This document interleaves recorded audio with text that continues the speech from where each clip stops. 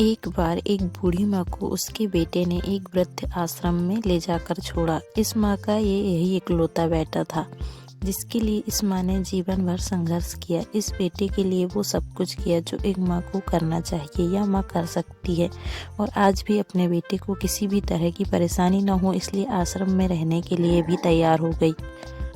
वृद्ध आश्रम में रह रही माँ हमेशा अपने बेटे को याद करती, मगर बेटा केवल साल में एक बार उसको मिलने जाता या फिर फ़ोन पर बात कर लेता। कई साल बीत गए। वृद्ध आश्रम से बेटे को एक दिन फ़ोन आया। उन्होंने कहा, बेटा जल्दी से आश्रम आके अपनी माँ से मिल लो, वो बहुत सीरियस है। बेटा जब अपनी बीमार माँ के पास पहुँचा तब वह अपनी आखिरी सांसें गिन रही थी। बेटे ने अपनी माँ से उसकी आखिरी इच्छा पूछते हुए कहा, माँ तुम्हारे लिए क्या कर सकता हूँ बताओ।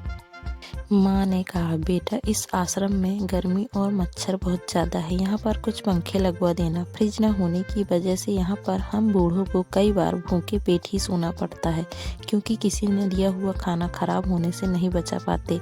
तो इस आश्रम के लिए 1-2 फ्रिज भी खरीद देना।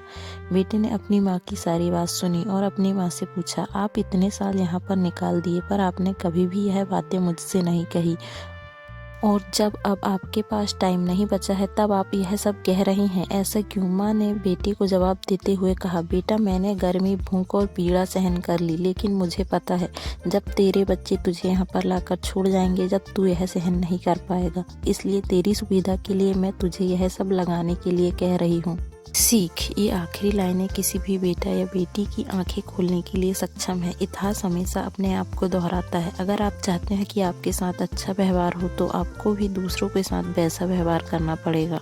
जीवन में आप जो करेंगे आपके साथ भी वैसा ही होगा, क्योंकि जीवन में आप जो दूसरों को देते हैं वही आपको वापस मिलता है। इसलिए आप हमेशा दूसरों के लिए अच्छा करें तो आपको भी अच्छा मिलेगा, क्योंकि ज़िंदगी कर्मों का नतीजा है।